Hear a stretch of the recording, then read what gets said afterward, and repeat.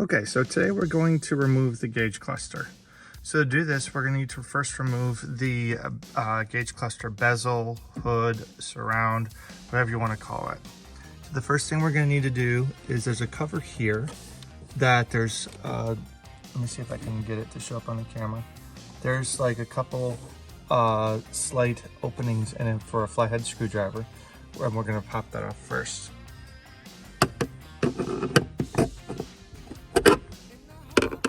Just trying to see if I can get to it. There we go. So just pop this right off. And what will be in there is some Phillips screws. Unfortunately, there's like 2 of them. I can't get the phone completely in there to see it. But the next thing we're gonna do is we're gonna pop off this. There's a little similar opening on the bottom. So this is, if your car has a power sunroof, that's where it will be. And I don't, because I have a hatchback. So I'm just gonna stick a screwdriver in here, pop it right out, whoops. And that's just a plug for the power sunroof. The car is pre-wired for it. So the next thing we're gonna do is do the same thing for the power, mirrors.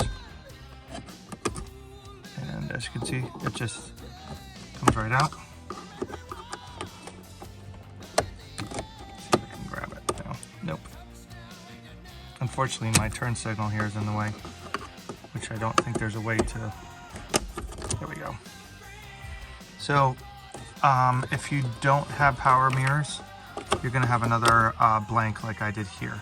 I gotta put the phone down because my power mirrors wiring, there's not much play at all, so I gotta reach in here with both hands to try to disconnect it. So I'll be back in a sec. Okay, so to remove this, what I had to reach in and do was just push down on this, and it was pretty simple on the top, and it popped right off. And so here's what the back looks like. So I conveniently Honda color coded most of these. And so behind, let me see if I can get the phone to show it. But there's a screw. Okay, so it's not cooperating very well. But there's a screw up here. And there's another one right down here that also hold this shroud on. So there's also 1 or 2.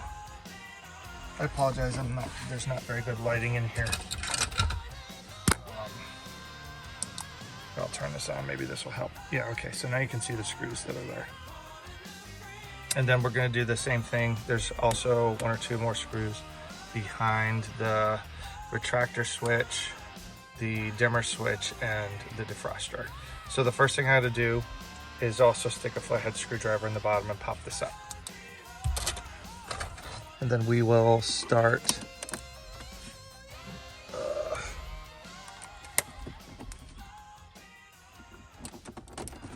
actually this one, I'm gonna turn the light on again so you guys can see it, is these 3 switches are in a combination. So I just had to stick the flathead screwdriver underneath the bottom. And again, there's 3 separate wirings that we gotta pull. And then this whole thing comes out. If you need to later on, each one of these individual items can pop out of this bracket separately if you need to replace them, so you don't need to replace the whole entire thing. But there are 3 separate plugs, so I'm going to unplug those 3 now. Okay, so here's those wires unplugged. It's the same kind of situation, and see there's 2 screws up at the top there. And these 3 plugs are the same kind of situation that we saw before. You just squeeze a little piece of it and it works perfectly fine. And here's the back of the switches. So as you can see, they are in there, but they can be removed. And their plugs are all different and color coded as such. So the next thing I'm gonna do now is I'm gonna remove these two screws, this screw, and these two. And then I'll be able to remove the cover off of the gauge cluster. Okay, so I just got done removing all the screws. One of the easier to reach screws actually fell down. I think it's right under here. And I'm not removing this bottom piece yet for a reason, because I want to go over that for another day. But I should now be able to remove the bezel or the cover, whatever you want to call it. So the next thing we need to do is there's 4 screws holding it on. There's one there. There's one right here. There's one here, another one right there. So I'm going to unscrew those 4 next. Okay, so those 4 screws are removed. Now the instrument cluster will come out a little bit. The first thing you're going to want to do is disconnect the speedometer cable, which is in the middle. And there's a little plastic clip on the side. You just pinch it until it comes loose, because that's what's going to keep this from moving out any further. And once it's done, there's just a couple other plugs you got to disconnect, and those have a lot more play. Will give you a lot more movement, and then we'll step through what we're unplugging and all that. So I'll be right back. Okay, with some of them unplugged, I was able to actually move the gauge cluster out of the way. So let me unplug this. What's holding it now is this clip right here, which is what this wiring harness is going through.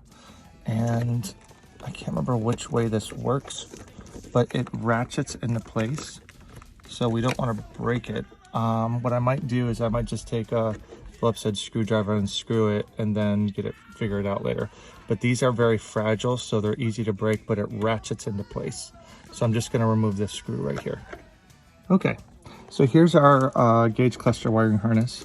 There's these plugs that go on the side, and they all have these very easy to maneuver tabs that make them latch into place. And this is about where they latch to on the back of the gauge cluster. And let me flip the gauge cluster over to show you. So one goes here, one goes here, one goes here, and then there's one that goes here. Yes, there's one there on the driver's side, the left side, and then you have this one here, and this is where your speedometer cable plugs into. Okay, so and what I want to do is I want to see how this got teeth on it. So what I want to do is I want to carefully spread these teeth so I can take this off and screw it back onto the gauge cluster. I could probably just leave it there for now, because I do plan on putting it back on. And here's the speedometer cable. It's got this clip here. And what I do is I've been spraying WD-40 gear oil in here, so that as the speedometer spins, it gradually works its way down. So every time I take this off and put it back on, I'm going to spray a little bit more in there, so it gradually does that. So that's how you remove the gauge cluster and the bezel that covers it up. One thing I also do too, when I go to put this back together, is I like to put the speedometer cable, hook it up first, because there's no play in this, and there's plenty of play in these other wires. And I don't know if anybody else has this problem, but I cannot plug my gauge cluster in straight. The cable will not snap in for some reason, so this may help someone, I'm not sure. But I found that if I turn the gauge cluster sideways like this, it will pop right in. I don't know why, and I've noticed that a lot of other people do not have this problem where their gauge cluster, where their speedometer cable plugs right in. but mine will not unless if the gauge cluster is turned like this. And it's hard to do this with the other cables plugged in. So as a matter of practice, so that I can get it plugged in correctly, I do the speedometer cable first, and once that's plugged in, then I plug the rest of these in, and it's able to go in just fine. So if you found this video helpful, please like it, and if you want to stay in touch with all the steps I'm taking to disassemble this dashboard and remove it and replace it and then put a new one in, please subscribe to this channel. Thank you, and thank you for watching.